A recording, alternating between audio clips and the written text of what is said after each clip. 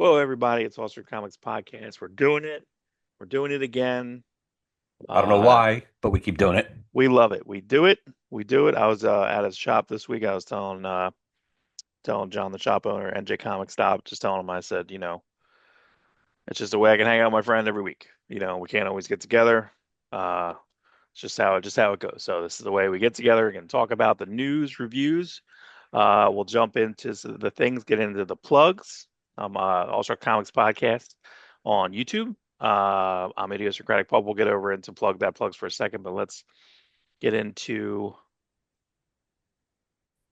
big news. The big thing this week Yes. was our Mark, Youngblood review, our and giant sized Youngblood review. you were a Yeah. big fan of this thumbnail. I You saw it. thought I'm this like, thumbnail, that's at the same it's time. We were doing it's that at the exact same time, which I think it's is interesting. terrible. It's terrible. Listen, we were very excited about it. We're so We excited were, about it. yeah, we were. You can see how excited we are. Yes, yes. I haven't looked at the numbers on this thing, but I just been producing. I got a lot of stuff coming up too, which is pretty exciting. But yeah, that was a really fun one. On the edit on that, I actually was mad about how we'll talk about this later, how I didn't like my own photographs of the books. Like I thought I had to like zhuzh them up a little bit. I think they're representative of what was there, and I think I made them better, which maybe I'm just gonna, what I'm gonna do? I'm gonna What? Valiant Vision everything today. I'm gonna read everything in Valiant Vision because I feel That's like really good for your eyes. You just great wear, for my just eyes. just start wearing them around town. I don't know. Listen, wasn't that in the 50s and 60s? People just wore like, People just wore 3D glasses. yeah, that's fine. Did they really do that, or we just saw Back to the Future? It was in Back to the Future. I saw an AI thing today, which was going through like all the high schools in the 80s, and it was like nuts. It was actually kind of really fun. It was like the Breakfast Club, Heather's, Right, right. Back to the Future. It was just kind of crazy. So, but yeah, check this video out. A lot of fun. That doesn't come out until January, Yeah, the February. official, the, if not further. I'm thinking late spring. It could be March, April, May. My God. Because I think we're going to get 6 issues of Youngblood in a row. I think he wants to Hmm. do 1 through 6, which ends up being like 95 through 100. And when issue 6 comes out, he turns it to 100. So I don't think we're going to get giant size Youngblood till after that. It'll be 101 maybe. Who Could, knows? could be. It could be. Who knows? But yeah, Even good though times. even though the story takes place before Youngblood Right, #1. right. So we'll see. Yeah, we'll see. I was trying to, as you guys know, I've been talking about my foil covers lately. And I'm trying to get the foil cover to this new Youngblood comic that doesn't come out till November. And I'm not sure it's going to be readily available. I went to a comic store yesterday. I talked to the guy. And he's like, yeah, I don't know. Because it's like a 1 in 500 foil for a CG 9.8 graded. I'm Uh, like, that's awesome. But are they only printing foil covers to be graded? yes. I Like, don't know. I don't Usually know. I there's don't a know either. foil. Yeah, and then there might be like this week blind bags for Batman, they're all foils. They're all foils. So I think that's kind of good, like it's not just foil, then a variant, then a regular. Like, you know what I mean? It's like there's every Uh, single one of them is a foil, so you're spending the premium. And then there's like 1 in 500. There's all sorts of like signature I ones, sketch ones. want to start doing a section called Foiled Again, where we just talk about the foil You comics I should. want to get. Yeah, you should. Foiled again. Yeah, I Yeah, got. I really like the hollow foil, and I really like the you got me the copy of Superman #1 foil facsimile edition. Yeah, it's nice. Yeah, I'm excited to get that. Put it in my collection. Where did I put it?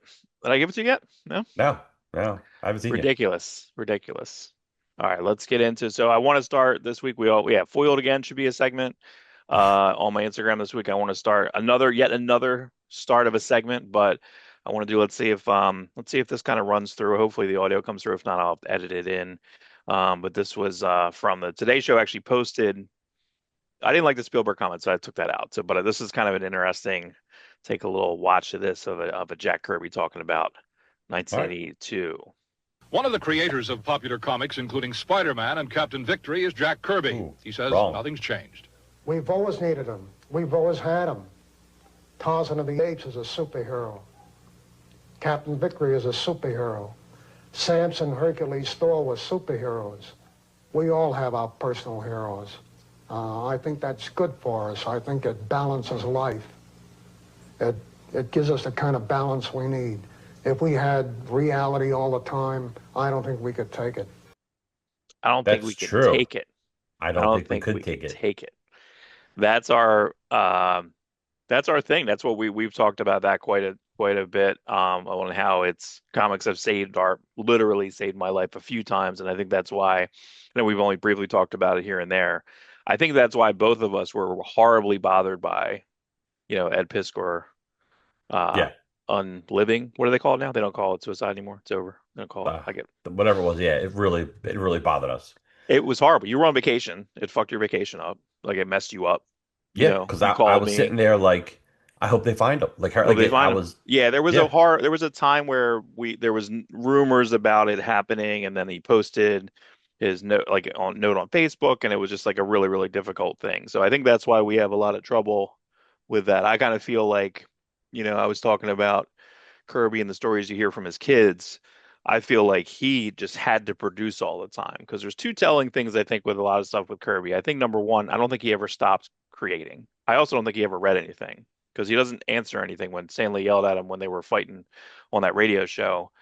And he says, I think I put a word or two in there. I feel that, and from everything I know about it, he's never read his own comic books. Like he just produces. That's it. He's just thinking about the next yeah. Well, thing. he's doing 4 comics. He's penciling 4 comics Yeah. a month, He also penciling, couldn't. possibly writing them story. He's doing everything Well, I think it except the was last dialogue. Yeah, I think it was a PTSD type of thing too, because I feel like at a certain point he wasn't allowed to drive anymore. His son talks about a story on how he got lost on the way home. Took him 3 hours to get home, picked him up from school, drove up on the sidewalk. Like it's just kind of a nutty situation. Roz wouldn't let him drive anymore because I kind of feel like his brain was just going all the time. So I It's feel like almost it like, was.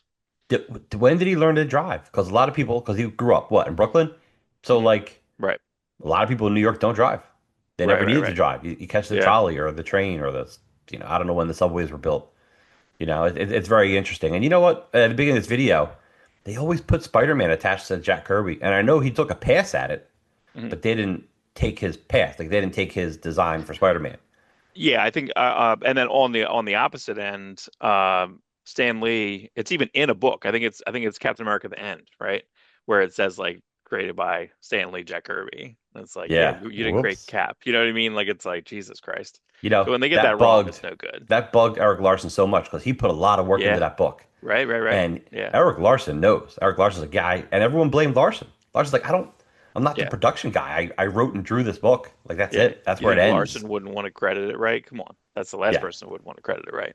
Yeah, and exactly. I hate that. I hate that book in for that reasoning and the fact that they have some fucking cover artist. It's like a pain. It's Yeah, terrible. Larson did the alternate cover. I'm like, oh, so you asked the guy to write and draw the book, and then you make his cover the variant? I gotta find the variant then and get rid of my regular copy because I only ever found a copy, around. So, Yeah, I mean the variant's um, probably like I think it's like one in. I don't know if you ordered it or if it was 1 in 10. Either way, it's worth getting the actual artist to draw the yeah, actual cover. please. So I don't know if I should do like a Saturday night schlock thing. I'm not sure because I've been doing a lot of Saturday night movies. I mean, last week I did House of Flying Daggers. This week I did The Sword and the Claw, which I found out about through I don't remember what I saw it on, but this is the same director who directed like the Indian Star Wars, but this is like crazy. This was Oh, 1974. This art's by Alex Zurit, who did Space Rangers, I think it was called. Got a great Instagram. His yeah, that's stuff a is really nice all comic. Really nice colors. It's really I wonky. love its color. Yeah, I love it. So and it was kind of tough because I went on their website. This is the people who made this Blu-ray last year, the AGFA, which they have pretty good website. They have a lot of films that I want to see. And if my second ex-wife didn't steal my Blu-ray player but left my Blu-rays, very confused, so confusing. Like I may have to get like a little bit of a collection because here they have like production reel. They had some pretty good extras on. Shout Factory does some pretty good extras on some of these old movies too. But I have a pretty good file. But this was on, dude. I'm just canceling everything. Tubi, everything's on Tubi. I Oh swear yeah, to you're God. saying. I swear to God. Are you I are go you to telling me this Netflix on movie? Friday. This is on Tubi. Oh my It's on goodness. Tubi, dude. And you know what? Like, I don't care about. You can't buy a Tubi Premium, which I think is kind of cool. But I also we need to take. I'm old. My prostate's getting bigger, smaller. I don't know. I gotta pee all the time. You know what I mean? Like, so I gotta go to the bathroom. So instead of pausing, it's gonna tell me, oh, I can go, and then it tells me it'll be back on in like 2 minutes. Got a 2 minute break. So it's all working for me. It does That have is weird just enough time spots. for you. just enough time. So, but let me see if this if I can if you can watch. So this is King Solomon, right? But all the action in this is like really fun.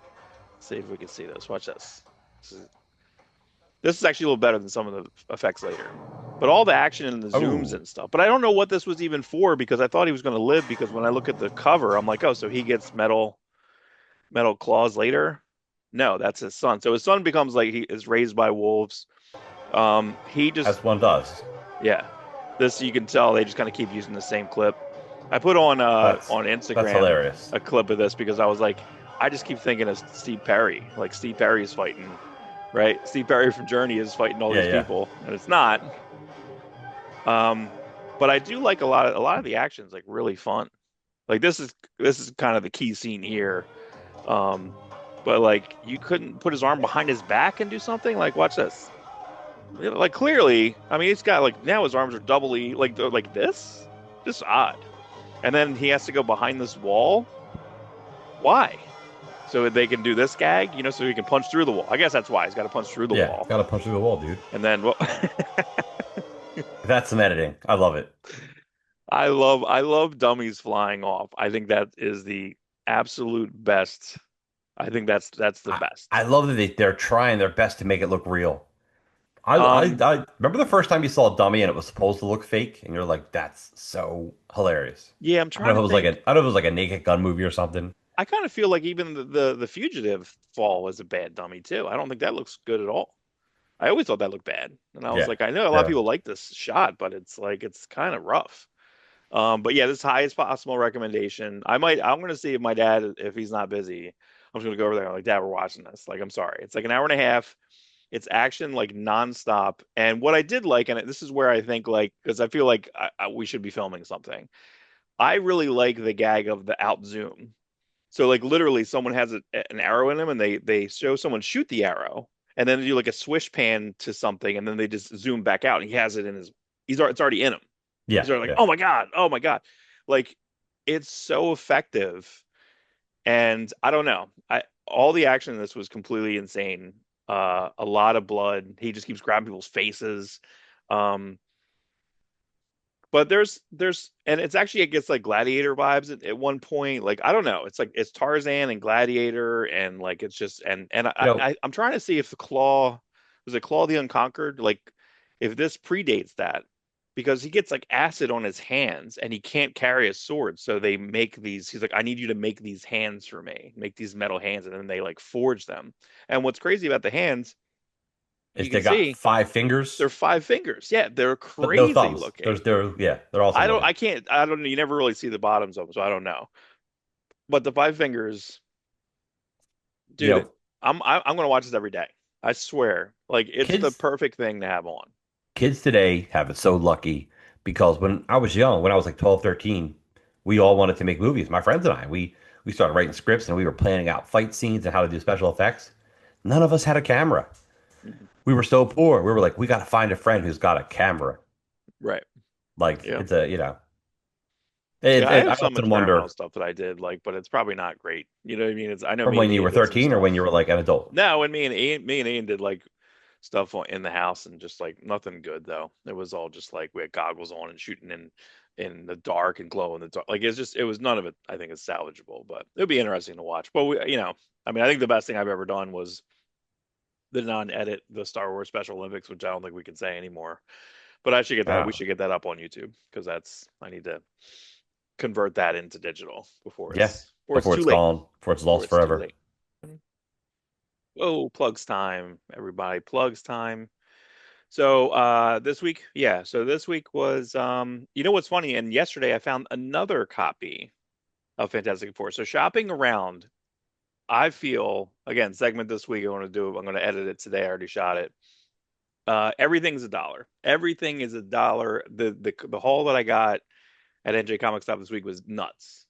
But everything's a dollar. But yesterday, not there, but at Panther, I ended up getting four number one, Marvel Knights four number one, which I know I don't like that run, but I'll grab a number The one. is that the Grant Morrison Jay Lee four No, issue that's miniseries? no. That's no. Or are you talking about This the is the Marvel Knights McNiven four? Marvel Knights All right, four, the which is the McNiven. McNiven. Right.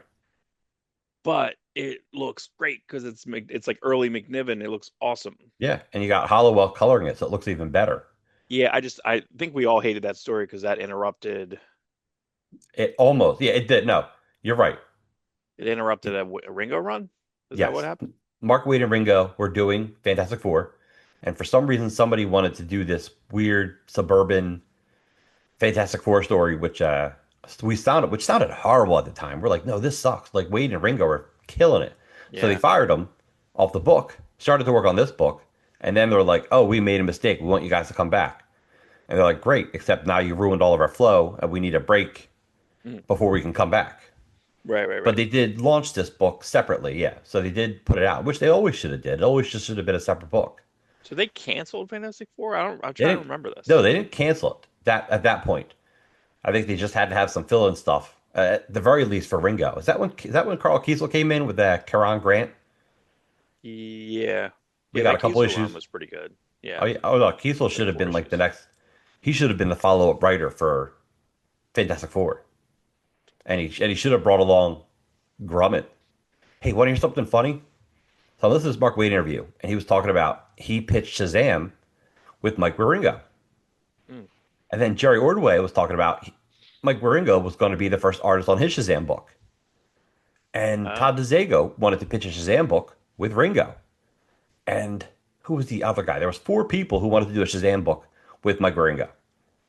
And somehow none of it happened.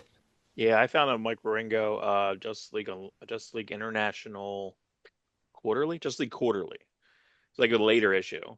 The two issues I got yesterday. One was Ringo and Philip Moy, and Philip Moy takes over towards the end, but you can see the Moy. difference. Yeah, But this I like him a was lot.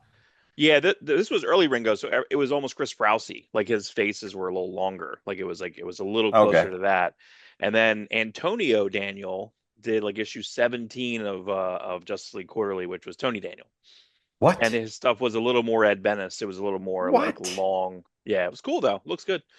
It looks good. But this was kind of a weird, like I would love to know, speaking of Wade being like interrupted then brought back, like the Heroes Reborn did the same thing with him there, where they're like, okay, well, it was already in play, put Wade on there, and then it went to, Wade Garney, you're canceled, and then they never got back to it really. Like it's a bummer.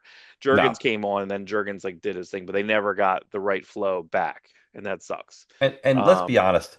Had they not been interrupted by Heroes Reborn, would it eventually have gone south anyway? sure, yeah, probably. Like You know, and then but the thing about that, like the Heroes Reborn stuff brought so much attention to the Avengers and Captain America. It's like from there on out, they were a top seller. All those books became really good sellers mhm. because of Heroes Reborn. Yeah, because it's more of in the consciousness, and people were used to buying it. It's harder to start. Yeah, that's yeah what you said just said. Oh, Um, I was saying like it's weird that they relaunched Heroes Return.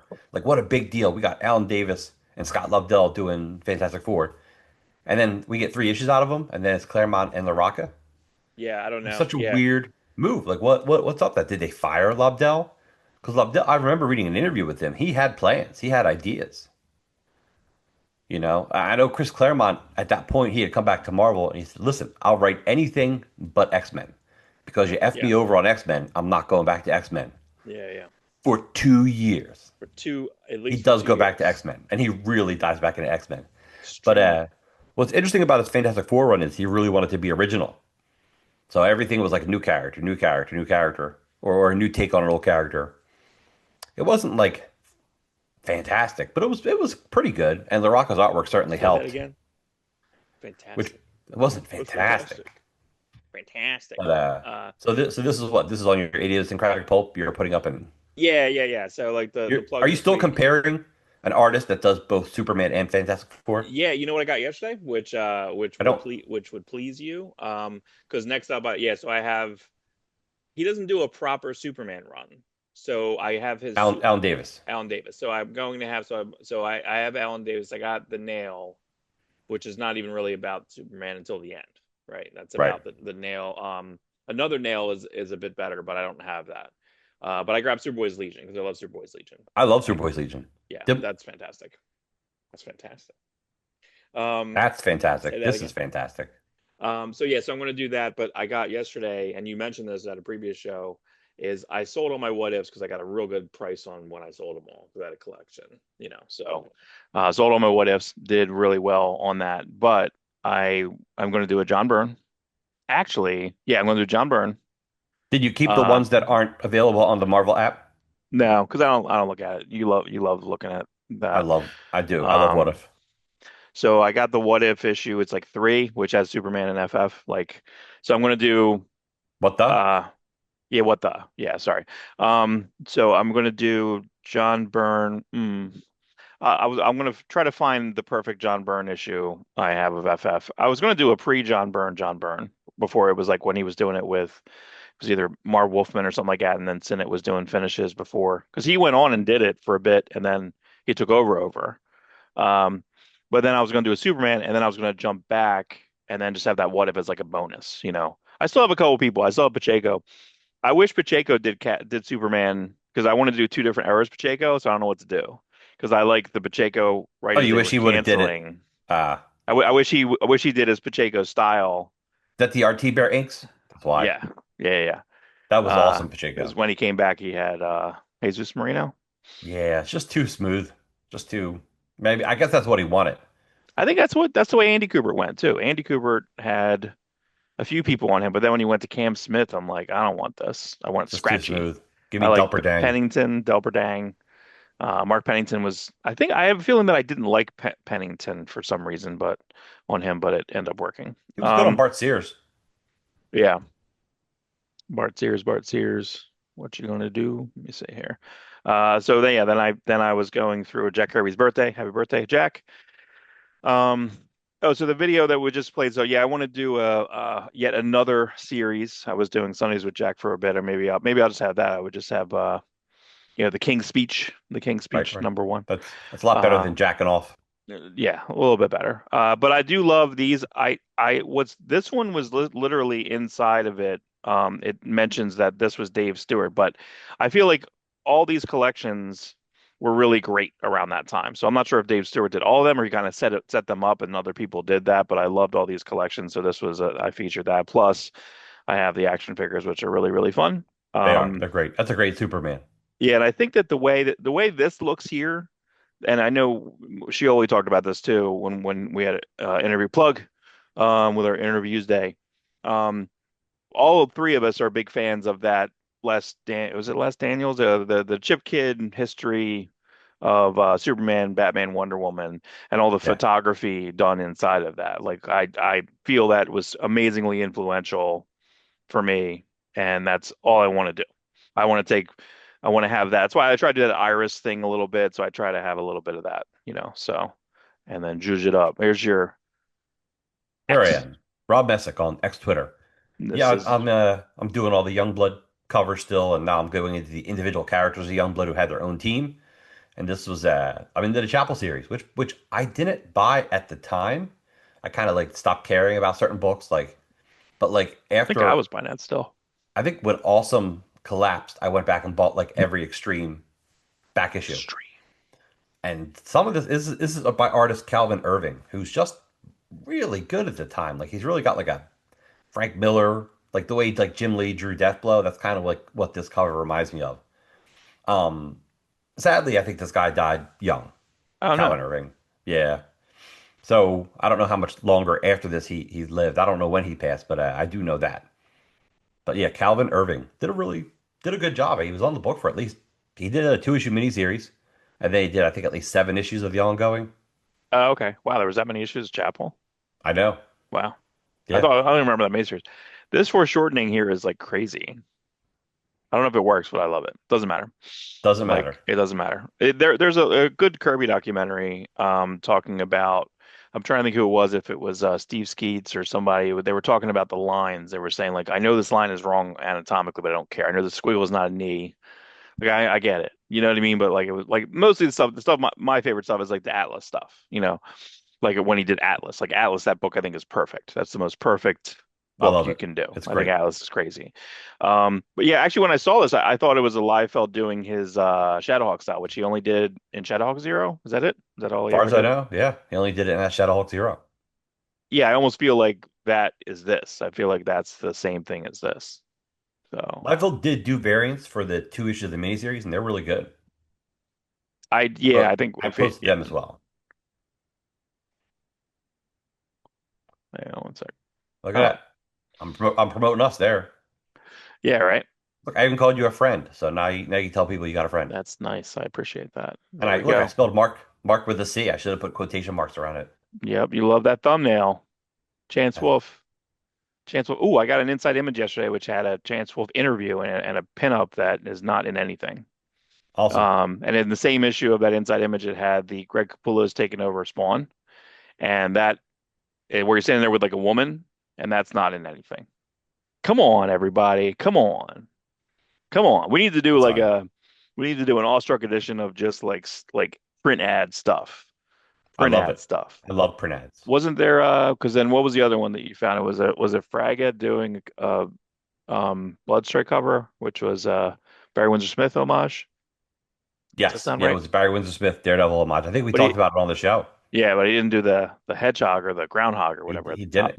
He should have put like a platypus up there Dude, there's a just to mess with turtle it. in the back, like there's a turtle like this big, and yesterday I walked back to the creek with Barry yesterday, and there was this huge turtle like just eating stuff off the ground. I was like, man, I'm on my camera once. Always carry your phone with you. Always record. Maximum Supreme. Look, who's this guy? Who's that guy with a beard and who's that guy? I think Ponytail. it's I think it's the Supreme from Deathmate. It's that Deathmate Supreme, the one from Oh, that universe, I believe. Yeah, Supreme on the floor is the Supreme that got crippled by Crypt during Extreme crippled by Sacrifice. crypt, I know, and he wakes up on another Earth. He's like losing his powers, cryptold. and I think this Supreme doesn't even have any powers. But Oh, it's awesome. It's a really crazy time because you got probes in this issue. That's where the Supreme of the past 20 issues, you find out he's not really Supreme. It's Supreme's son's body with like his daughter's mind in it. And then after Babe Watch, he turns into a girl. But when Babe Watch is over, she stays in the girl body. She's like, oh, because I I've always think been a girl. yeah, I think I put. There you go. Look at that. Look Then at that. she does rename herself Lady Supreme because she's a lady. Yeah, you know what's funny is that like just like looking at this stuff is just it's so like he has to I gotta get that belly button in there. You know what I mean? It's funny because Whoop. this is Joe Bennett, and within like 5 issues, Alan Moore comes in, and Joe Bennett like changes his style somewhat to draw Alan Moore Supreme. Yeah, Joe Bennett is a chameleon because he took over it was American Century, which was my Mark Laming who had like almost like a Phil Jimenez style. That book never got good. That book was like a pulp, like it was a David Tishman scripted, Chaykin plotted book for Vertigo, and it had all like pulpish covers. It was all like Glen Orbit covers, something like that, and it was okay. But towards the end, it was like Joe Bennett and Jack Jadson. That was one of his anchors. It was one of his like very boring anchors, by the way. But it just was like I'm going to make it boring, and it was like okay, but and still canceled, I guess. Still canceled, bro. Still Yeah, canceled. true. You want to talk about this guy? Yeah, 63, no good, bro. way too young. He was No good. Mort Todd passed last week, and it actually affected me a lot because when I started collecting comics, before I collected comics, I collected Mad and then Crack Magazine, and this is like the late '80s. And Mort Todd was the editor of Crack Magazine at the time, and he had taken a magazine that just was not doing very well.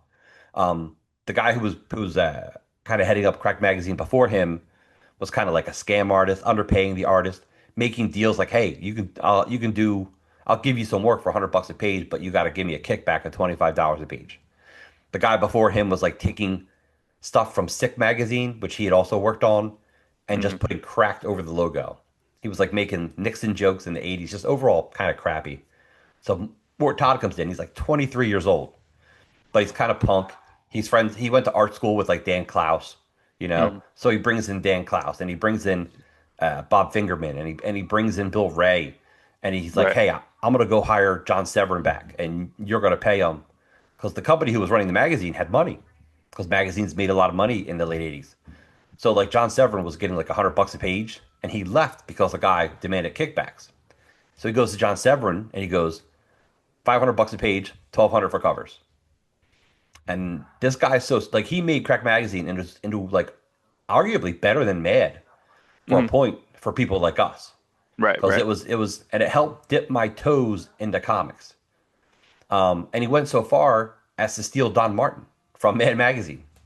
Right, right. Um, I remember that. I remember feeling like that was kind of crazy because I was reading Mad and then I would like look at some crack stuff. I'm like, how are these people doing? But like it just seemed like it was a betrayal. I was like, how is that possible? and here's how it happened. He talked to Don Martin's wife, and what it took to get Don Martin away from Mad was he paid him the same page rate, which was $1,200 a page, which is great for late '80s. He goes, Mm. yeah, and you can have your artwork back.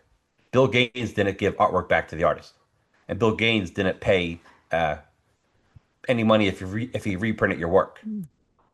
Oh yeah, Mad made a So, lot of money off of their like paperback reprints and oh yeah. their collections of hardcovers. And I have a couple of their hardcovers. I have a couple. So at the time, Crack did a lot of reprint magazines too. They weren't paying the artists any reprints, any reprint money. But he like kind of made the reprints mean something. Like here's a bunch of monsters, let's put them in Cracked Monster Party. Here's a bunch of superheroes. Here's Cracked. Here's Super Cracked. He Mm. started making stuff that was cool, and he was messing with the format. Overall, just really like it was like for me, I loved Crack Magazine at that point. And when he left, the magazine went down. He was head of it for like a good 5 or 6 years. But he left Cracked and then went and worked for Marvel, and he did Marvel music, which as comic fans, nothing was really important for Marvel music.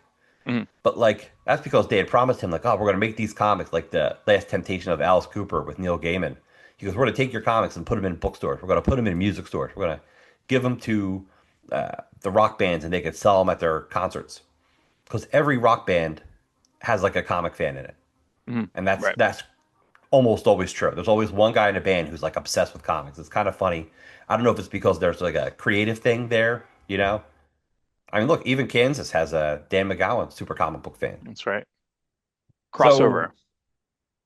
What and else did he he do in Marvel? He worked on like Midnight Sun stuff too as well, I think. when there was downs in the Marvel music, which by the way, Marvel music still exists.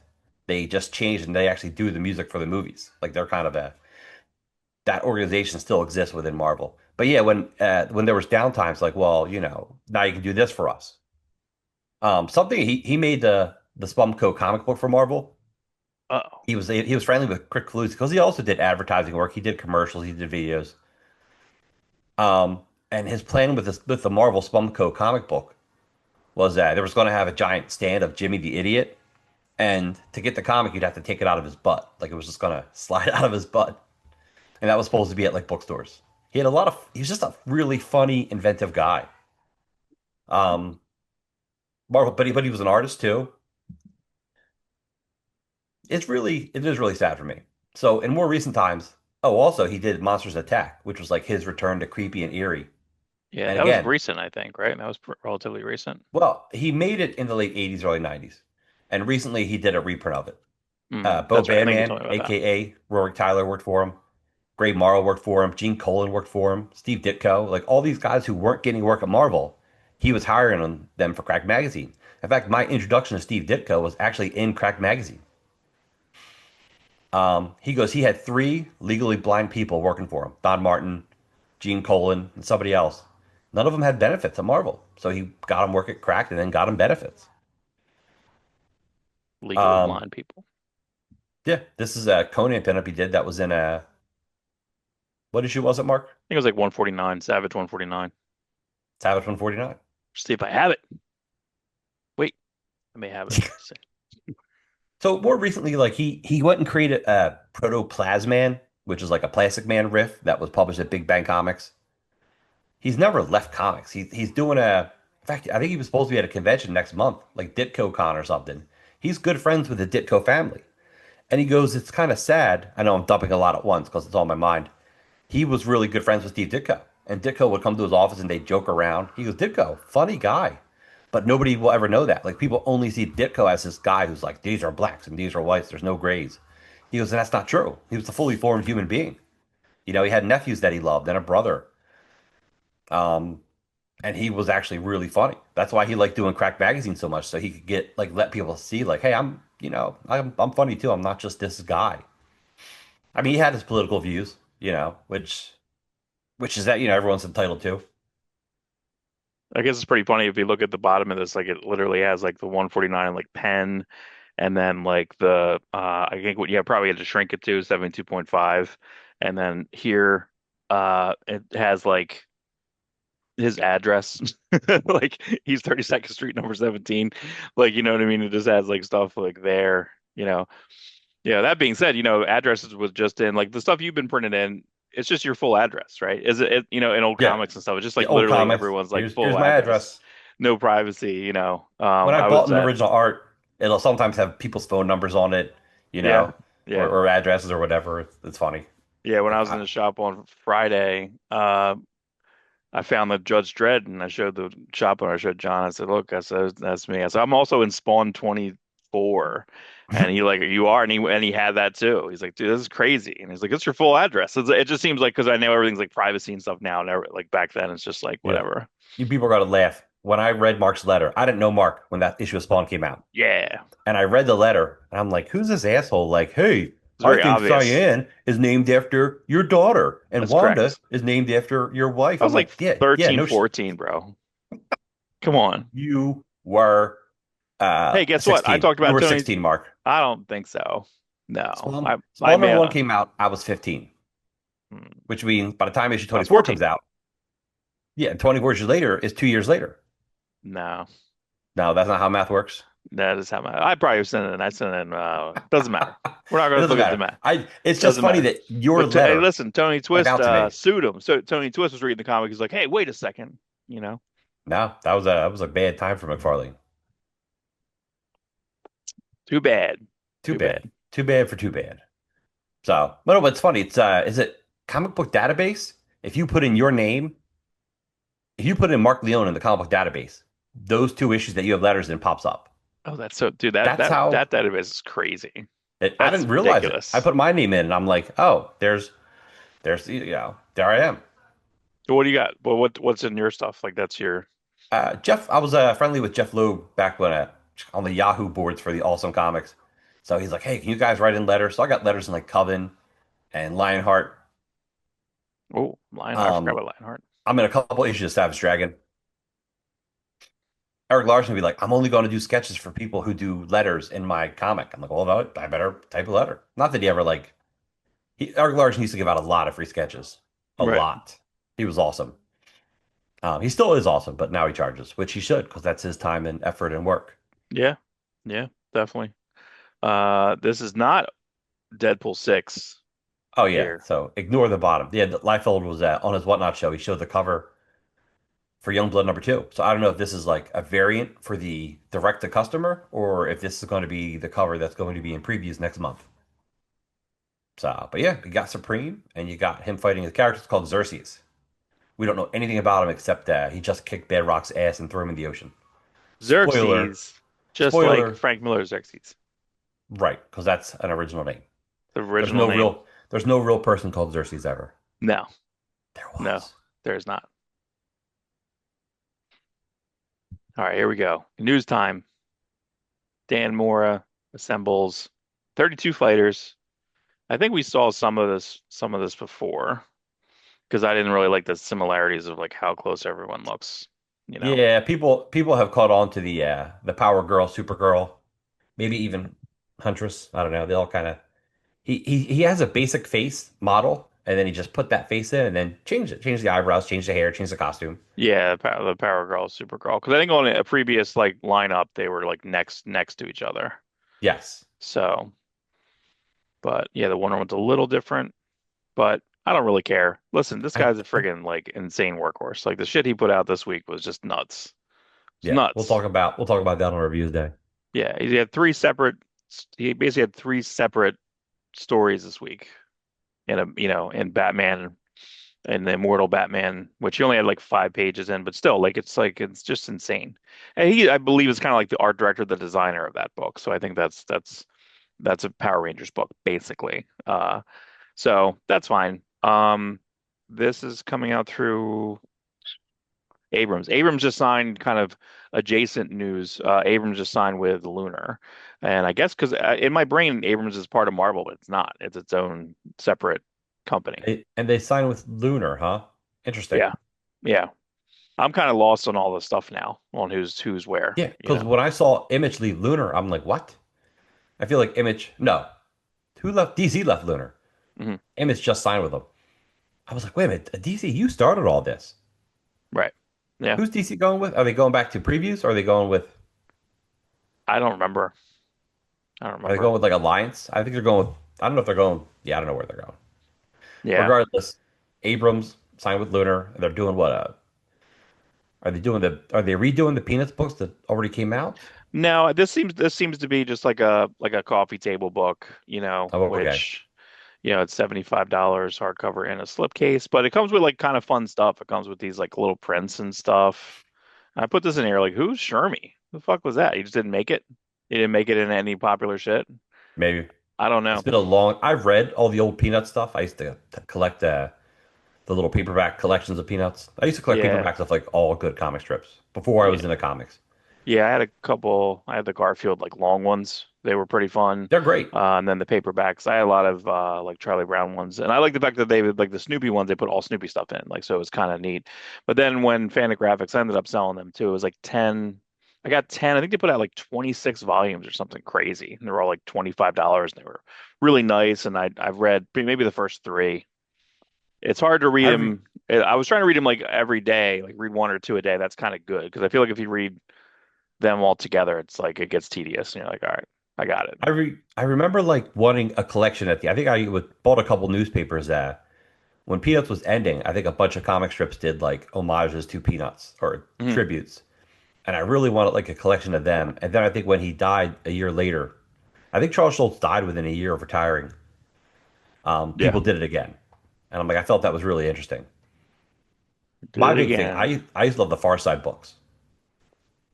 Yeah, I Oh, think here, I never got it. I never. what? I feel like yeah, I feel like it would like annoy me, so I didn't care. You're hilarious, dude. Gen I X know. is like we are the Far Side generation. Nah, It's did funny. not for me. John Caldwell was an artist for Mad Magazine, real famous for Mad Magazine, and he had tried his hand. Everyone who worked at Man and Crack Magazine tried to do newspaper strips. That includes Don Martin. Don Martin had a newspaper strip for a couple of years, I think called Nuts. So anyway, John Caldwell had a comic strip that was very far side. It's very weird, and it was awesome. I don't think it lasted long, but he put out like one collection of books, which I had, and then I had a duplicate of it. So I sold the duplicate on eBay, and it took years to sell. Like nobody was interested in it. So finally, like the person who bought it was named John Caldwell, and that's not the first time someone had bought something from me that actually belonged to them. Mm, And so I emailed him right away. I'm like, oh, that's awesome, John Caldwell. I'm such a fan. I love this book. And they're like, oh, we're sorry, we bought this because he passed, and we're trying to get some stuff of his. And I'm like, that's tragic. Like, right. man, hadn't even announced it yet. Mm. Um, but yeah, that's funny. So, I mean, that's not funny that he passed because I was a big fan of his artwork. So, what do you got here? Monstrous magazine. So I guess it's a kaiju magazine that I don't know about. But then when I looked it up, it seems to be um, a Kickstarter. Oh, So okay. they have a kaiju issue, $14. Mega Um, Squatch. yeah, but Call, I call like me the intrigued. Is that a real thing or a new thing? I don't know. I don't know. This is a kaiju that they're putting into I think the case A stuff. So that's the first time that they're having it here. So it's kind of like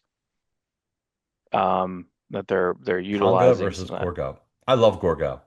I think I told you they made a Gorgo remake in the 90s and it was terrible. Yeah, there was a collection of Gorgo recently that I don't remember who put it out. If it was Fantagraphics or something like that, but Gorgo was all Charlton Yeah, it was Charlton. reprints. Um, They're great and horrible at the same time, which is what Charlton basically was. Hey, it's funny, real fast. Mort Todd was actually trying to do stuff with some of the Charlton stuff that's left over. mhm. Like he Yeah, I had think I was done, in that picture, a couple pictures yeah. they had there. I think So he did a return to the Charlton Bullseye, try to bring that comic back. So basically, oh, let me just wrap up Mort Todd. He passed. I'm super sad about it. I really wanted to interview him. I feel like a lot of information has been lost now because he was big in comics when you and I were getting into it. right. So I just found all that real interesting, and I don't know. I don't know if you buy from his website, does it go to someone? I don't know if he had a wife or kids. Right. Like, I don't know if you could buy stuff digitally. I don't know if you buy something from his website now, are you going to get it? You know what I Right, mean? right. But I know Yeah. he has stuff on Indie Planet. So Indie Planet is the digital platform for Kablam. Yeah, I So, think Indie Planet that's hopefully because that'll funnel to something to somewhere, you know. he did an April Fool's thing a couple years ago, where like this guy pretended to find these comics from the 50s from an imaginary comic company called like Zeus Comics. And they were showing covers and they looked all beat up. And this comic store was like, oh, yeah, we bought these Zeus comics. And people are looking, of course, like people like you or me would know it's fake right away because we kind of know how art looked in the 50s. But it fooled a lot of people. I think it got on the local news like this. And, comic companies nobody's heard of. But they're There's trying to no such thing. century it. They're trying to Yeah, century it. trying to century it. Yeah, that's not bad. I mean, there's a couple things now that I would like to like play around with like Procreate. Like we were talking about Stardust earlier and like these books. And like I know it didn't, they zoom in and it could look like this a little bit, but I know it's altered, Yes. But if when you have something like this, like I just feel like when, they do such a good job on like the high res scan of this and clean up, we'll get into some of that stuff a little bit later because I'm kind of going through some Conan stuff as usual. You're Um, always going through some stuff. yep, that's right. Smash everything. So I'm pretty confused. I know says it's just a 5 issue thing. And when I think of action, I don't think of Ryan North. So I think this is really funny. You're just having like almost like a Savage Hulk thing go on. And I also don't know who this artist is, but that's like it says it's an Adam Kubert cover, but it doesn't really look like it. It is, It is. It's just weird looking. Yeah, I think having that, I don't like the coloring here.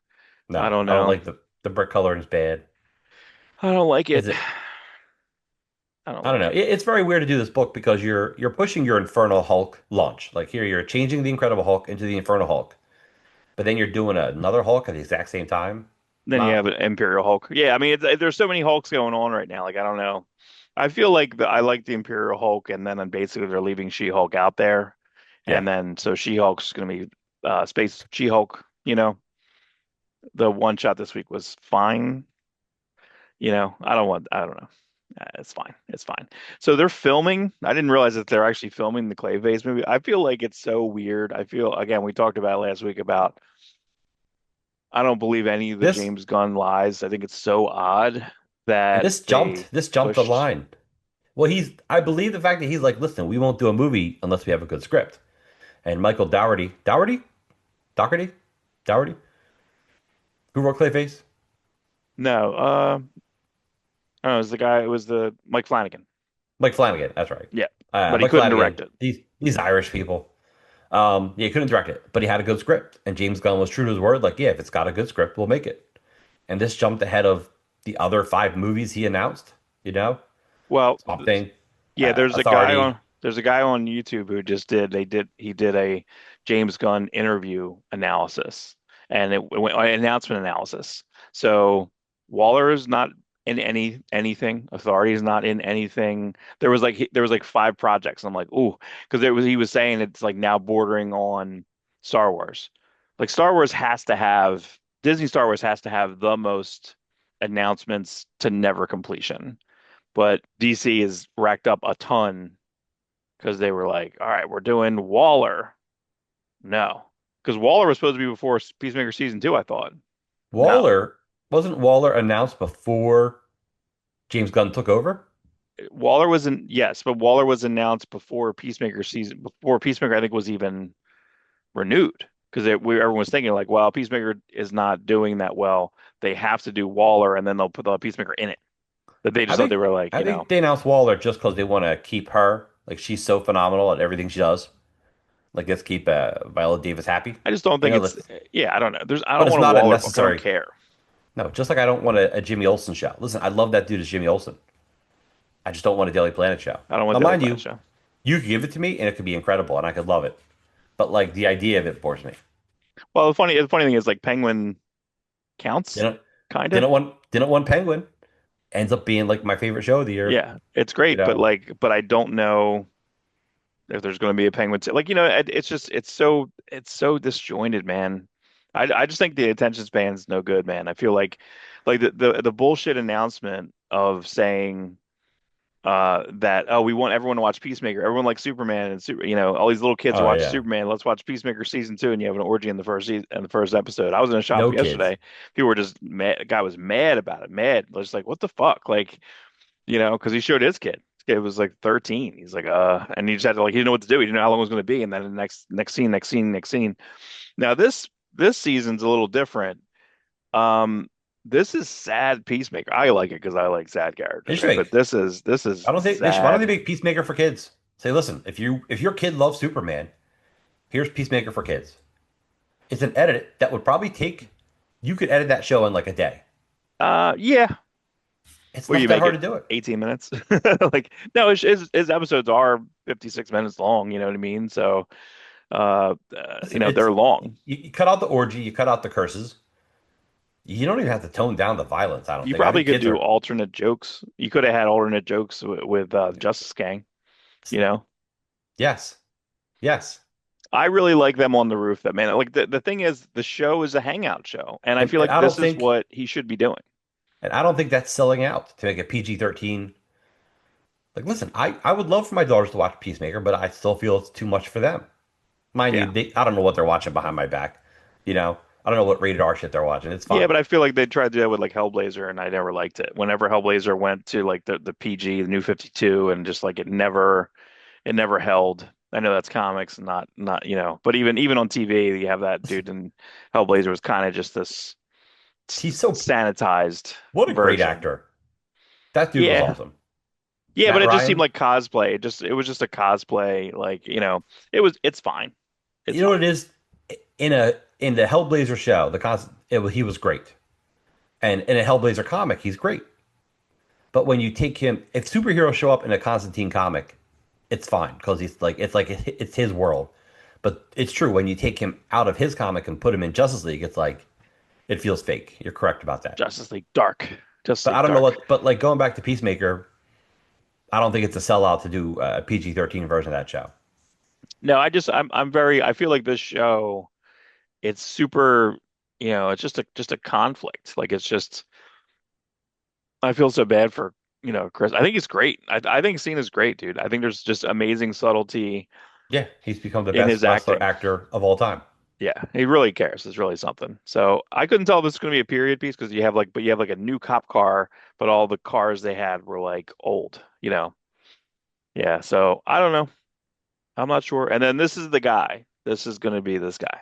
I feel like I saw him in one thing. He's got very prominent cheekbones. Very prominent cheekbones. You know, Uh, I there's never saw him in anything. there's a thing I saw. I don't like. He's. It's funny. He looks like an actor. And that's probably great because he's an actor. He wants to be an actor. He's an That's one of the actor. things of Clayface, and that dude Fishing. has an actor's face. Yeah. I I don't wonder what know I him. wonder what Clayface. I guess they're doing what they're going to do. Matt Hagen Clayface. They're going to do the tragic actor. I think he says it. It says in here they say something that like it's a B movie actor who injects himself to keep himself relevant. Um, kind of like the Substance. Did you watch Right? Substance or you never watched it? No, but I want to. What's it on? Is that something weird? Tubi Movie. Yeah, you have to movie? like it might be on something soon. It was on Mubi, so you could buy it for like $15 or something like that. I'm not sure what it is now, I I but won't. Together, you haven't caught up with Together, right? And Weapons, you haven't seen Weapons? No, I'm Means behind the if you ball. watch Weapons, isn't it? We All the wanted good to shit stuff our I want to pants. see, I haven't watched yet. Weapons is great. I think Together was great. Good body horror in that. I think it was really good. Really good ending. I'm up to episode 6 on Sandman, and I think that's fantastic. Yeah, it's so dour. I got through like two. I'm just kind of done. Here's some boring McFarlane DC Directs. Like who wants this? Who wants that? Looks like a Is fucking it popcorn. That looks like a popcorn bucket, is it right? life That looks size? like yeah. Why? Like That's that's pretty nice. That's pretty nice. But I like who has this in their house? I guess I could. It actually would fit pretty well in my house. you could Yeah. you don't have a wife. Who wants that? Who wants a I know. 97? Who wants the worst movie? Yeah, I just don't. I don't know. I don't get it. I don't get it. This is interesting. So I did get a Space Godzilla, which was a Bandai Space Godzilla, because I have a good Godzilla figure collection, but I don't have, they didn't make any of the Millennium era or like that. So this is actually the first one I've seen, but I think this is like 70, $80 or whatever. But this is a really cool character. It's retro. Yeah, it's really neat looking. It's from Final Wars. Final Wars is pretty nuts. Final Wars was the end of that. Here's real bad. Like, who wants a brown stormtrooper? Star Wars Black Series Holiday Editions. Got Porgs though. That's kind of fun. Yeah, You that's know, kind of I fun. don't know why he's a translucent, like, or maybe it's a frozen dead Porg. I'm not sure what that blue Porg is. I'd get the Snowman Porg. But yeah, and they're $25. But like, who wants that? This looks like shit. Hardcores. But Never look at doubt that. Like, the that's just lust. Never painted doubt on. the lust of a hardcore. I know, but It that's is. just painted on. Like, that's not even like a separate thing. You just painted that on. Who's making these? Hasbro. That explains it. It's Hasbro. You're just gonna Astromech Droid holiday. It's not Listen, RG2 people, anymore. Is people RG2 will. offensive now? You can't say RG2 anymore. That's not RG2. Just an Astromech Droid that just happens to be. Just say it's RG2. Who cares? We're gonna say it's not Um, Baby Yoda. That's listen, not Grogu. all of these will sell, and Star Wars fans will take these out every Christmas and put them away every Christmas. I have a So Superman stupid. display. I have a bunch of Superman ornaments from Hallmark every year, and Mm. I take them out every Christmas, display my Superman setup. Take it out. You know what else I have? This is I'll take a picture when I do it. I have these little red Christmas trees. Take a picture Why of it, send it to me. why do I have red Christmas trees? Because on Krypton they have the Scarlet Jungle. Their leaves are Oh red yeah. on Krypton. So I got little red Christmas trees and I put all my Superman ornaments on it. That's so dumb. That's all right. And Look, and that's who's going to have their Star Wars Christmas display. hey, listen, on my hutch downstairs, I have like three Godzillas and a breathing like water Godzilla, one and a steam Godzilla. So So by four, so and if I you can comp. saw a Godzilla with a Santa Claus hat Oh and yeah, I'd buy that. Sure. he breathes like tinsel, you'd definitely buy that. Well, yeah, that's fine. That's different, Rob. It's Godzilla. So, yeah, that's correct. And he's got a red nose like Rudolph. Just the worst. It's a good strong guy figure. I wonder how they make see Marvel Legends does a good job, man. I wonder how they make him stand up. I wonder if they weight it. Like even the Hellboy toys that we looked at last week, I was like, how's that standing up? This is like a little hoof, you know. These all look pretty good though. Two Yeah. heads. Shore Trooper. Again, I want a brown, I want a garish, yellowish brown poop stormtrooper. This one's a little offensive. I'm trying to think who makes this. 5 points, right? Mezco. It's like they're 5 points. So it's like their retro action figure, right? Right. However, I like this. Kind of neat. It's a little bit better than the superpowers. It is better than Superpowers one, right? Okay. Or it's better than what was because it came right after Superpowers. Like the Batman toys in '89 sucked. They were Right. They were no good. Kenner. They're Kenner. So this is Yeah. almost Kenner, but not quite Superpowers, but not McFarlane. Uh, but I do like this, right? So Joker, okay. So you're almost doing like a classic Joker. He's not that skinny.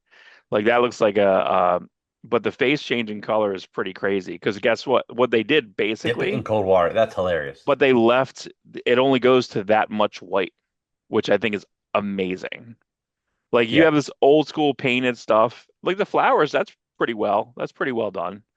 But you make everything very Kenner, and then you have something like this, and you only make it doesn't go all white, right? It Right. doesn't It go all goes to white. the movie level. Yeah. What was it? What was it? Zartan? Was Zartan in cold water, or Zartan was in the sun, or Yeah. Yeah. Cold water. cold water? Okay, so pretty fun. This I think is kind of offensive. So you have Joker Goon, right? Two figures in one. So you have black arms. So you have Right. You different can change. arms, different head, but it's just goon. Kind of funny because it's just a goon, just like irreplaceable. But I Yeah. don't know if I love having like a black interchangeable head with a white head. I was like, you can't make two figures of this thing, two figures in one. Are they going to do Ugh, the same thing with Lois Lane, it's a little cringe. That's a where little you can cringe. change your head out for Black Lois Lane? Uh, I don't know. That's a That's little that's a real comic, people. $70. Oh yeah, that's right. I own that comic. I own that comic. I forgot what that was. That comic was based on, but see, what's interesting with that, I'm trying to think who wrote that, but they like defended it. They're like, no, no, around that time there was all these books and different things about people like changing their color and acclimating. That's the great Eddie Murphy sketch where he's Yeah. Mr. That's White. that's yeah. He reversed it for that. Yeah, way to go. And Dave Chappelle did it. $70, Dave Chappelle did it too, and they were both hilarious. subject to final tariff rates. Yeah, it's funny they Um, put that on there, but it's true. this is such a bad clickbait article. That's like it says DC Comics React. There was nothing telling them about like there was nothing in the article that said what they reacted to. Like what was the What reaction? was DC's reaction? Are they Nothing. angry? They Listen, didn't say it you didn't say sold your anything. shit. You sold your shit. That's all that matters. I As a store saw owner, as a store owner, it is tempting to open them all, and then you can sell them accordingly. you should have this. Listen, as store owners, I was at a shop on Saturday, on Friday, and they were on the counter. The blind bags were there, but they were ready to be prepped for next week. He's going through inventory for next week. Oh, he's like, yeah, I'm tempted to do one, but guess what? He didn't because he's a good retailer. That's how it goes. He was actually furious at the other retailer I went to that the store was just closed. And I call and it just goes right to voicemail. He's like, how dare you? His blood was boiling. He was so mad. He's like, that's not you. We're store. We're here. You're here. You're posted hours. You're fucking there. No, And that's it's true. true. That's It true. is true. But that's the way. Like even like because when I was at a shop, I was at a shop on Friday that was not open, and then I called, not open, and then just right to voicemail. And I started driving to another shop. But while I was there, someone was there ready, and he's like, oh, I took a trip down. He's like, maybe I'll go over to this place. I'm like, you better call. He ain't open. He's off for the rest of the summer. You know, it's funny. I'd gone to the gym yesterday morning, and then when I was done, I'm like, I was right near a comic store, and I'm like, oh, let me check see if they're open because it was early. It's like 10:01. I'm like, yes, they're open at 10, and they were there. Oh, they were open. Was that Yeah, they were open. Yeah, they opened Alex? at 10. Yeah, Alex, right. The comic book store in Glassboro. Yeah. That's the comic store I've been kind of going to lately. He's staffed. That's the thing is he's got staff. They had the Tom Sholey book. I called. They had that. Mhm. I should call. They probably have the criminal book. I should call and have that. Again, I'm converting everything into an actual LCS in Paulsboro. I'm hitting NJ Comics up. That's my actual LCS. I posted. He had a bunch of treasuries. He was going through a bunch of stuff. He should be. I don't know if he's doing this. He should be in his garage today looking for. I told him to find Conans that are just wrecked. He when he bought El Dorado, he bought this one comic shop. It was almost like a And partial distributor. and El Dorado in South Jersey was the first South Jersey comic book store. A lot of history there, Yeah, a lot of books. Like he was the biggest thing in like the 90s. Like you wanted something, El Dorado had it. yeah. And I he was a nice never enough went there. guy. I was never there. I don't know. That just was a blind spot for me down here in Wasn't a Dirty huge Jers. store. Wasn't a huge store, but he did a lot of shows. So he probably just had like a tractor trailer, just a trailer full of long boxes ready Yeah. for shows. But so many of the magazines that are there that he has, and they're all like 20. I was like, what are you doing? You're not charging me $25. He's like, you can open it. He's like, it's never been circulated. It was never out. It never got to stands. And I was like, ooh, maybe a couple of them, like couple like ones I really want. Maybe I would kind of splurge on that, or just What you ones should like, get from him is every preview possible from the 90s. oh, I wonder if he has that. Yeah, I could ask about that. I did get a Superman one. I did get the Superman, the Death of Superman. I just got that for here. Hold on. Yeah, El Dorado people. I think when comics started doing, It's nice because it's literally it's shiny, right? But yeah, it has it's like an emboss on the actual cape. I think El Dorado was doing comics like before, And it like there says was even before there was even like a Diamond Previews. I think he was doing it like the Phil Seuling way, like just going up and oh grabbing yeah. them. But how funny is this? They have the Topps Comics announcement, the 93, which I don't even remember them ever coming out. I don't even know.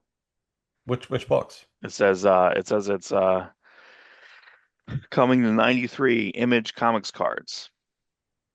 Yeah, Chromium. Doesn't say here, Image put out a Chromium card set through Tops before but it has Jim Lee bought Wildstorm cards. yeah, it has a Jim Lee like original art there.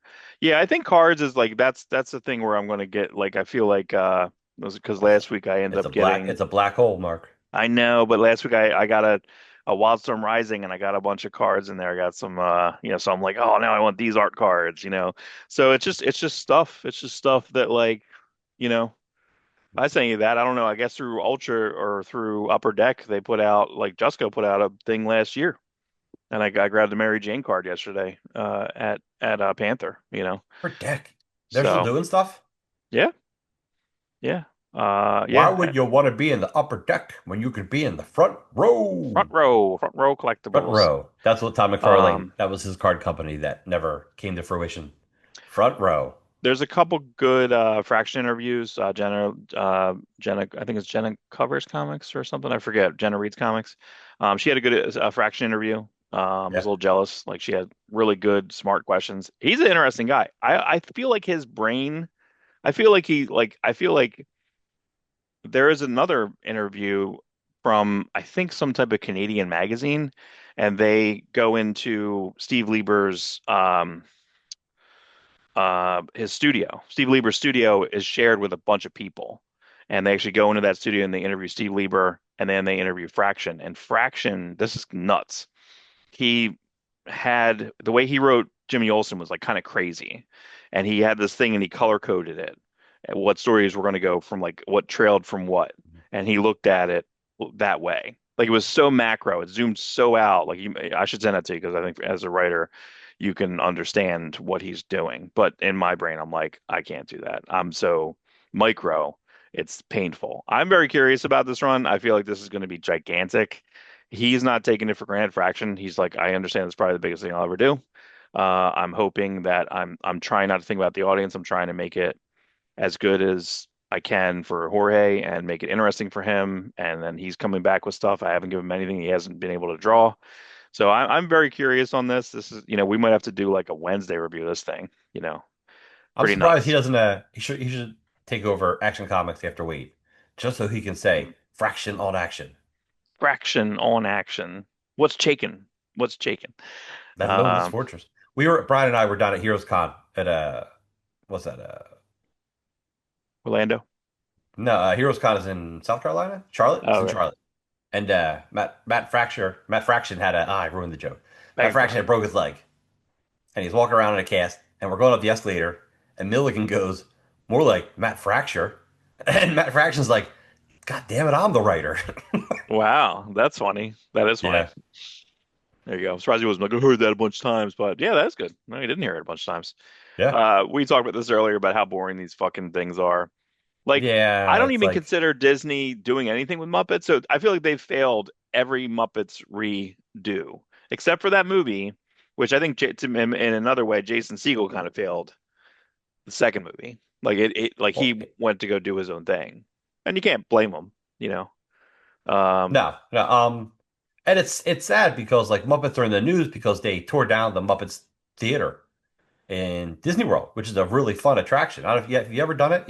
Have you been to Disney World uh, anytime as an adult? no, not as an adult. All right, they had this Muppet No show, dice. and you go into a big theater and they show the movie, but like all the Muppets are like they're hanging out and they're popping out of windows, and it's a really cool Muppet attraction, and it's a chance for a parent to sit down and relax in the air conditioning for like 10 minutes. Yep. But yeah, I don't know what they're replacing it with. I'm sure all the Disney files know. Probably like Yeah. a I don't know a Stitch surfing competition. I'm just joking. I don't know what Yeah. the I don't hell's know. replacing it. People right now are like, no, you moron. It's the Wasn't the Tower of Terror that turned into a Guardians Tower? And people hate that too. People oh don't what like that. the Doom Tower or They had the Tower of Terror in, I believe, California was replaced by Guardians of the Galaxy Tower, which was shot by James Gunn, and all the actors are in it. You can the watch it on YouTube. You can watch the the whole movie. Guardians ride down in Epcot Center is one of my favorite new roller coasters. It's like Space Mountain times two. It's a good roller coaster. It's crazy. If you get sickness, you get motion sickness, don't do this Yeah. ride. I was on the border. I was on the border. I get motion sickness eventually. Like I can't do a roller coaster like 5 times in a row. I Yeah. can do a roller coaster, but then like I gotta Yeah. settle It'll mess down me up because for the whole day. I can't do it. I did it um when Gracia was really young because she wanted to go on. I remember going to like Six Flags, and I was like, I was done for the rest of the day. I couldn't do dude, shit. I was like, I'm going as to a sit down here for teenager, the rest of the day. as a That's it. teenager, I'll do every ride possible. Flip me upside down, spin me around. Like I loved it. But as a 50 near 50-year-old man, I'm like, I can do it. I can do it once. Yeah, I could do Like the there's a Clementon Park like wood one. That's it. oh That's all I the can't do. Jackrabbit. It's not there anymore. Yeah, it's not there They tore it anymore. down. The Jackrabbit was infamous as being this old roller coaster, and every time it was the scariest ride because you didn't know if that roller coaster was going to like make it. And Every time.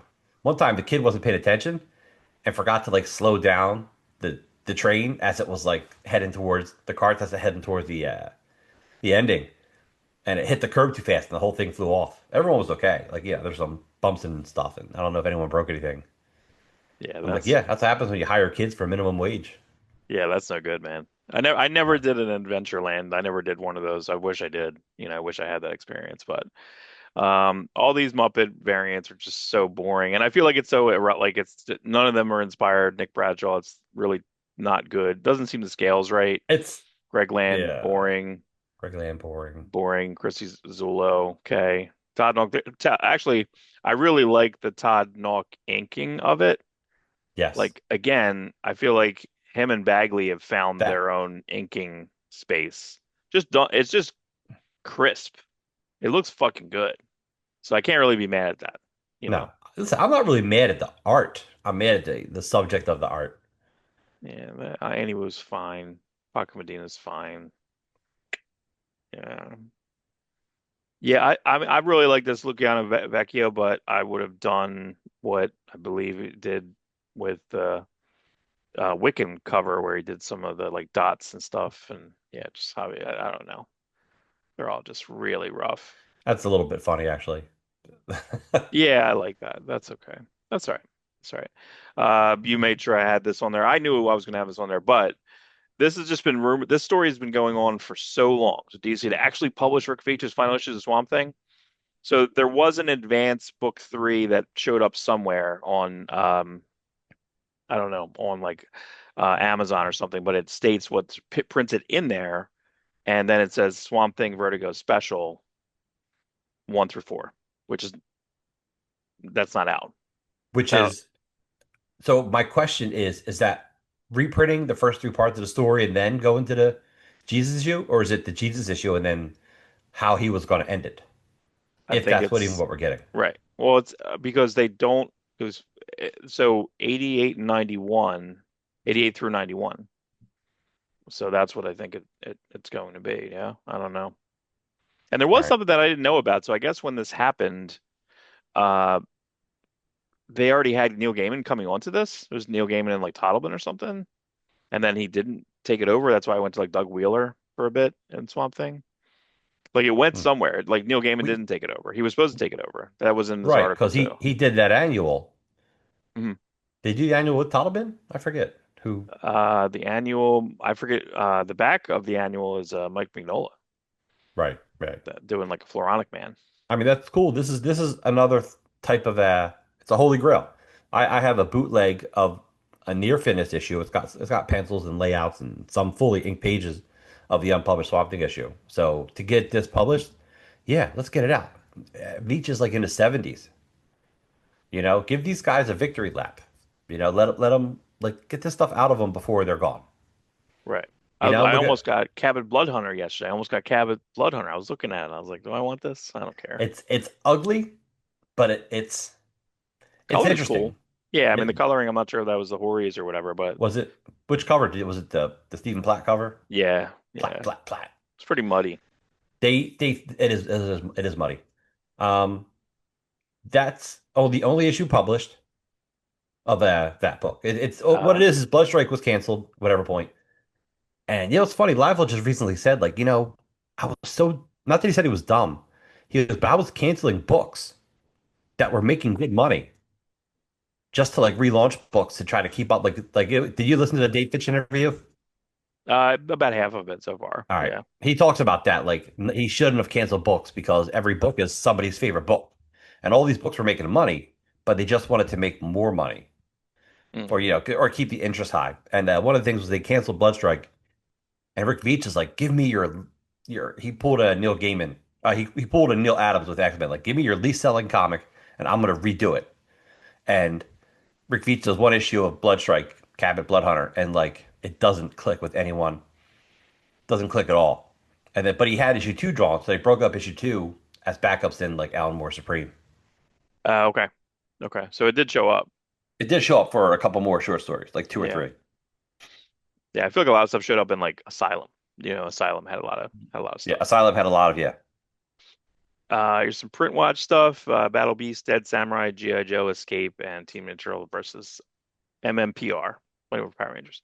These are Um, these are what, second print covers? yeah, most of these are second prints. The only one that They're I all thought, they're all new. They're all new yeah, prints. I they're mean all, that's the deal yeah, nowadays.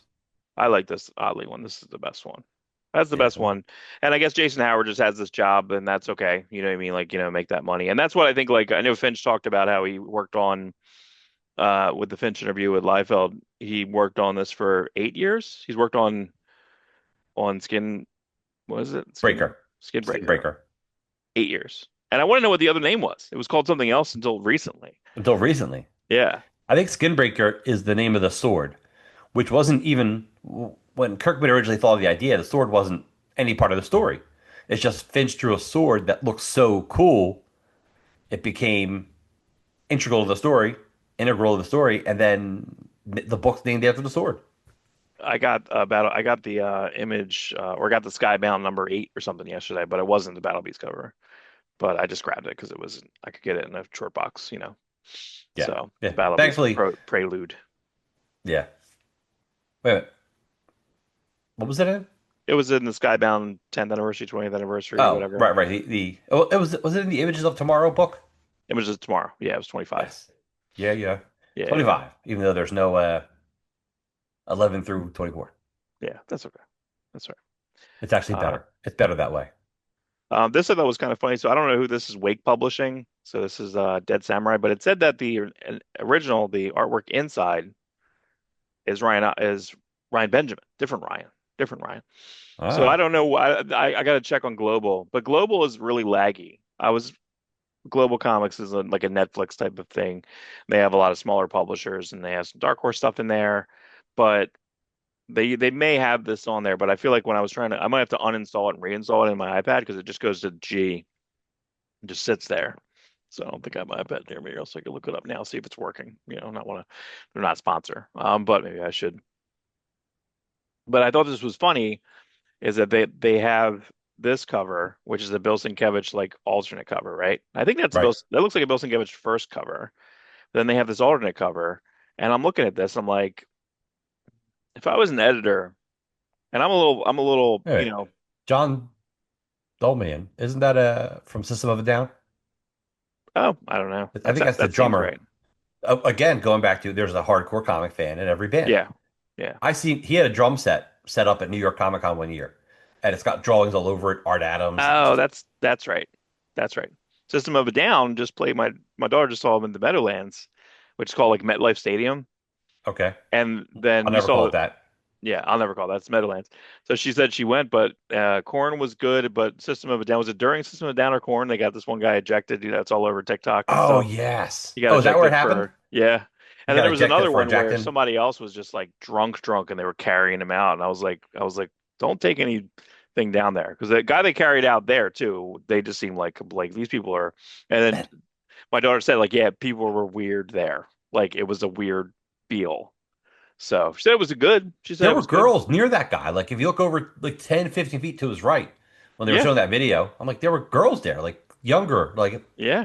like He- fuck that guy, man. What Yeah, are you doing? Like I love System of a Down. I really do. They're one of my favorite bands. But I'm not gonna jack it during their show. it's so weird, man. It's so It's weird. super weird. Yeah, And he looked like he didn't like what do you why are you guys bothering me? I wasn't done yet. Like what? yeah. Well, maybe you should just let him finish. I don't know. You know what I mean? Paid your ticket. But like the Sienkiewicz issue of bring it back. The Sienkiewicz issue of the Long Halloween, Last Halloween, I disliked because he didn't get the memo. And I feel like this, like if I was the editor of this and I got this cover, I'm like, are you kidding? Like, what am I looking at? Like, I don't know. I think the other cover looks good. That looks fine. That looks The good. other cover looks great. It looks intriguing. And that looks like a squiggle. That looks like, and what was weird about this article is like even with this print watch article, nothing half the images didn't load. Like that was the only image of Battle Beast I could load. So anyway, I look at it, I'm like, why does it look familiar? And then I thought about this. This was the Florence Pugh, like Andrew Garfield like movie that We Live in Time, which by the way, just watch the trailer of that. Yeah. Nothing hits in that movie. There's one scene that kind of hit, but every scene in the trailer hits. Like the way they edit the trailer is so much better. This movie was just kind of fine. It was fine, but it was very. I was just waiting to get like I'm gonna cry. You're gonna make me cry. I didn't know they made a meme thing out of this. This Oh is yeah, that was like a week or two. Yeah, I don't know. so funny. That's really funny. But yeah, I don't know. That was, but I'm just like, would I've given, is that goofing on that? I don't think it is per se, but it's like not that No, no, different, it's you funny. know. Yeah, I'm It's sure it's okay. not. But I don't, again, I don't know, and Escape number one, which we talked about to review last week, and then we forgot to review it. No, we So forgot to review it. maybe I'll throw it in this week. Because I think I screenshot it like after whatever it was in my one folder. I did like it's very haunting. I think that book's pretty interesting. That's actually the most Yeah. interesting Remender book and I think I like it. And this is what I want people to bring back the issue number one essay at the end. Just bring that back. Like Batman's going to come out next week. Can I have an essay at the end of that? I know it's Batman, and they probably won't. But No, because and I wonder if Chip space Zdarsky's pissed off about that. Like, can you imagine? Because that's like again, they worked together for a long time. But like when he came on, when Tinian rolled, they tried to make that a big deal, and it didn't go, and it never connected. because they were hoping for a repeat of the Tinian success. Tinian wasn't supposed to stay on Batman, and he certainly wasn't supposed to Be exceed. good, Uh, yeah, almost. Snyder. Yeah, Yeah, he succeeded Snyder, and he almost exceeded him because he put together a better Joker story yeah. than Snyder did. Yeah, Well, that wasn't supposed to happen. yeah, I think the thing was I think Snyder was trying to fit in his was trying to fit too many things in. The stuff that for I know it didn't work with a lot of people on the Snyder run worked for me, and that's what I think he's doing on that. So like, what was the remember the guy who was like the flower guy? It was so weird. I was like, this is Yeah, very Vertigo. Like that's what I liked. Even All-Star Batman, I liked his All-Star Batman because he had like Commando Bat. It was like just a lot of different stuff. So I feel like now he's unhinged doing that absolute. So I think that's good. Um, I don't know about these other books, but yeah, that escape cover is really good. But yeah, I'm very curious. I just think that I think that that's very important to have that essay in the back. yeah. Marvel might do a blurb or two, but then they just have their really bad 3 to 4 page advertising other books. None of it's good. No, no, It's four they pages of don't do a bad. good job advertising their own stuff. And space in a Nah, comic is at a premium. Every page costs money. just don't. How about this? Just sell some advertising. Like the comic books are now priced out. Yeah, Wes of Thinking Critical on YouTube, he did a math on it, and he says basically right now every comic should be was it 340, $3.40, and everything's $5, bordering on 6.99. Like everything's $5. So it's like in the ratio of inflation, it should be somewhere around that. It should be I think it was 295 to 300, $3.40. Uh, this is for so first second books who did, and I think I always be mad at first second. I think first second was the guys who did Battling Boy. And Battling Boy, I feel like was just mishandled forever. It wasn't the right scale. It should be bigger. It should actually be bigger than that. And then they did sequels that were even smaller scale. And then the two following sequels were in like black and white. Dave Rubin did it, and I'm like, why are you doing this? So they keep announcing this. I'm a big Paul Pope fan, but they announced this in 2017, I want to say. So I need you guys to really do this. You guys need to really put this out, you know? But I feel like this is just like one of those things where a lot of those like art house people like they just can't get it together because they're not real publishers. So I feel like 23rd Street is not a real publisher. It's just like, so maybe they for a second should step in or it should go to Abrams. I feel like Abrams is doing a pretty good job across with various books that I've seen them work on. So, and this is my this week's project is I'm kind of going through I'm inventorying a lot of my Conan books, and then I was looking through some of the stuff that I have scanned, what's on an app, what's on global, like what's where, right? Um, so what's interesting is this is Dark Horse Conan 1. I realized that when Marvel got the digital copies a couple years ago and they put them all in the Marvel app for like 2 years and then they were Right. all gone. But some people kind of posted them. They kind of have them around. So the reprints. So I was kind of looking through the reprints and see what's what. So this is the Marvel. This was from the Marvel app. This is a scan. And then this is my copy, which looks closer to the app. So these two, which I don't really see in the movement. But I don't know, man. I really like the scan. I don't know. I know It's that. neat. It's dark. The Well, I blood looks did it. something. yeah, there's the blood in it. It's a little bit more, and again, this is closer to what, it's This is the just way it was colored, and things always print darker than the actual digital file. And yeah, and when comics first started getting digital, you could see that sometimes they'd show up digital and be like, this is so light. Like the printing was worse. I think printing is better now.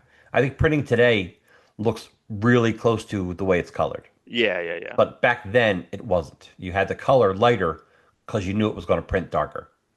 And that's an interesting thing where printing it darker ends up looking better Yeah, and than what they have digitally. there's also some weird stuff where the Marvel app didn't print the letters page or the little, maybe because they don't own this, they have these like little strips about Robert E. Howard. The Okay, I remember Adventures, them. yeah, the Adventures of the Two Gun Bob. But again, same thing here. You have your post issue number one credit. Remember, they had a zero, but zero didn't have anything. It was just like average. It was really small. It might have been $1. But the weird thing too, and Dark Horse has this on their digital. Dark Horse Digital, when they did digital copies of this stuff, first off, it was that coloring, no letters pages. So, having the actual issues is kind of good because you get some good ads and stuff. Like I like having the actual issues, especially when I'm gonna have my full Conan run. The good cool Hellboy. That was a 25-cent reprint of the corpse. So having that, and I think the same thing with like BPRD. They have BPRD Omnibuy and stuff like that, but I feel like their letters pages and stuff were pretty good. So yeah, it's tough, man. Like, listen, this is the struggles, man. The struggles that we have as being collectors. Like Savage Sword of Conan, they keep reprinting Savage Sword of Conan, but there's also a ton of Savage Sword of Conan issues that can't be reprinted, or the Red Sonja Tales can't be reprinted, or It's Black Mark is in there, or you have like another is creator-owned he is he character in is he there. cooler than you, He is cooler than me. Black Mark? Black Mark. Yeah, of course. What I do as a both digital and paper collector is that it's funny because some people was talking how digital is like 5% of their sales, and I'm like that's a low number, and that's fine. I've heard You know, higher than it that. Yeah, I've heard. this guy in particular said 5%. So Yeah, it's so and maybe you know what it was Todd McFarlane. Todd McFarlane said it. I don't agree with that. So that might not, who knows? That might not be correct. His stories have changed over the years. Oh yeah. But it's like it's enough to where it makes it digital. But when you have it makes it worth doing it digital. But yet some people won't do their comics digital. And I understand why. But like I don't think the people that I think everyone's worried about pirating. And I don't think pirating is the issue. I think the people who pirate probably weren't going to spend their money on those books anyway. But I Mm. think comics is at a place now, especially with independent books, that like people want to buy their Image books. They want to buy their Dark Horse books. You want to buy these Conan books. Like you're out there looking for these Savage Sword of Conan magazines. That's something neat to have in your collection. Yeah. I do enjoy comics digitally, especially on my, seeing a double page spread on your computer. It looks beautiful. I don't have a point to this. It's just an interesting statement that like get your book out every way possible. You may Yeah. see like Michel Fiffe. He not only was he publishing through Image, but he'd also self-published and make these so he could choose his paper, his cover stock, his Mhm. feel, the way his colors look print on that paper. But he knows there's people who only read digitally. We're getting older. Sometimes I like to put it on my iPad and blow it up because I can look at the panel by panel. You and I Yeah. really appreciate the art. So to me, get it out. If even if you love your paper, and I love paper. Brian and I were talking about our comic that we're working on, and I'm like, I want it published like this, and I don't want glossy paper. Like I'm very anti glossy Mm. paper. I want like a flat, like a matte, you know. Flat mat. But get it out there for everyone. Don't be like this is my precious little indie comic. That's great. Scan it, and throw it up on anywhere. I don't care if you put it on. I don't know where you put it. You know, Right. Google. I don't know if you got to sign up for Google Play to put your comics there, or Global or whatever. In But Indie Planet Global. Yeah, it seems like you can follow the publishers. Global's still has a way to go, and then there's that. It's a really bad name. It's like Candy something, right? Isn't there something? There's supposedly another like streamer comic streamer coming yeah. that a lot of people have signed And with. I know people were selling on Gumroad for a while. That Yeah, was the yeah, yeah, thing. yeah. That's where Um, I know Cranky was doing that with. I think he still sells on Gumroad for Blood you know, Ring. you know who's actually bad? it was at Dan Didio when he was heading up FMP, Frank Miller Productions. Yeah, yeah, They weren't releasing their books digitally. He's like, oh, they can't be read digitally. I'm like, what are you talking about? They're comics. Of course they could be read yeah. digitally. What could you do that can't be read digitally? It's an old man. He's an old man. And then again, what happened there? Basically, everything fell apart. And then I want to say that Emma Kubert's book with Frank Miller showed up at Abrams, I think, and then so did Ronin Rising, which I have the Yes. hardcover. So which I still should just sit and read. It's just what's weird about that book that like when I heard about it, I was like, why isn't he just doing it? And then what ended up happening is he was doing the layouts, and then Philip Tan and Daniel Henriquez were finishing it. And I don't know where Philip Tan had to go or something. Because in the last three issues of Frank Miller, when I get to that, when I look through that, I'm like, oh, I wish Philip Tan was still doing it. Like it's weird. Like I like that it was layouts because then they even showed in back matter layouts, and then he would change the layouts slightly. He would just do it a little bit differently, and I think that's cool. I think that's really cool. Um, Titan to me, I think is the best publisher. I think Skybound's okay because in the back of their own books they'll list the other cover. Here's the other covers, sure. Yeah. Um, Here's the other covers, and they got a good letters page going on with the Energon comics, yeah, but which Titan will list will show you all the covers, but if you buy Conan in Titan, it'll give you a full res. It'll give you 5 to 6 covers in the back that are not the cover A. So where now I'm do like they when sell I them buy them. everywhere? Where do they? Do you got to go on the Titan site to get them? Can you get them No, on the Titan site, or you just go on like Comixology or yeah, wherever? you can get them through Kindle, you can get them through Amazon. So Any number? Okay. so that's the best, like that's the best digital. Give me that for that, sure.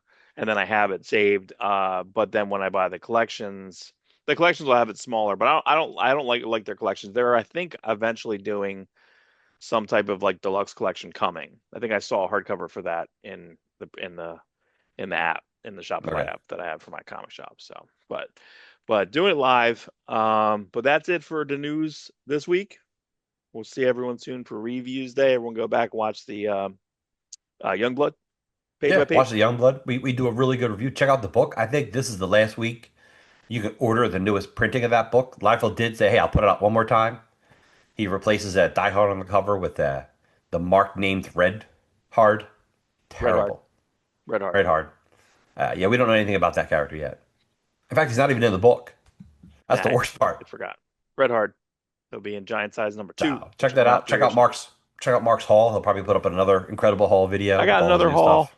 The Incredible Haul. Yeah, I got another one. Okay, everything's a dollar. I want to do a little short on my Instagram of the Jack Kirby, the King's Speech. King's Speech. Lots of We'll projects. pro- Lots of projects I want to do. probably show some pictures next week. I just kind of forgot about it, but Liefeld's putting out toys for Shaft and Die Hard. Loose Collector, I think, is doing it, and they look pretty awesome. And it's neat because he was showing the Shaft toy next to uh, Cabot and Bloodwolf, which came out Oh last yeah, year, that's right. and Yeah. he's smaller. And Liefeld's like, yeah, Shaft is smaller than Cabot, and like that's right. Like their Oh, sizes that's are cool. more Right. proportioned. Right. So Yeah. That's not the way that because you're right because most time when they do Marvel Legends, everyone's like 6 inches across. You know what I mean? yes, They've changed that recently, but for the most part, you're right. Yeah, then they do that, so that makes sense. so it's All right, cool. Youngblood everyone. toys. It's been a long time since we got Youngblood toys. How much are they going to be? $70, $80? Probably. You know what? I that hurt me at first, but then I'm like, oh yeah, they're not like you can't go to Toys R Us and get these toys. Even if you go to Walmart, action figures are still like 20, $30. Right. And those McFarlane ones, they're like which don't move, they're like 50, Yeah, to they're 60 they're or 40 glorified. They're glorified statues. Really, made out the of Iron plastic. Man. I went to the Iron Man was there for a while, and then The Ramita one, yeah, and then it's not there now. I was hoping it would go on clearance. Something like that. It seemed a lot. It's $50. I was like, it seems a you know, lot, but it was seems a really cool lot. looking. It I is, but I I don't really don't have a good spot for it. So I'm mad at the McFarlane Spider-Man number one. Like I really wanted that to look like Spider-Man number one, but it doesn't. it doesn't. And then they're doing a gold version of it that I think looks like shit. I think He that gold needs version looks bad. he needs to embrace the ink lines. Embrace your ink. I want your ink lines on the toy. That's the only reason I No, like these toys. nope, he's not doing it. No No, he says, dice. "Oh, we got to do it better." Well, then do it better. Yeah, That toy doesn't look like you. It looks similar. It looks like a toy based off of your art. it looks like someone else made it. But I want Yeah, your art as a toy. it looks like Previews Select made it. You know what I'm saying? Like it's Yes. not as crisp as it should. And he's done other ones that I think the Deadpool's good. That Thor is great. I think the Nice, Ramita because one's he great. was still doing the ink lines on them. Yeah. The Ramita one doesn't have the ink lines, but it just looks right. It's bulky, right? Correct. Yeah. Yeah, it's bulky, correct. So, all right, everybody, Awestruck Comics Podcast. We'll see everybody next week.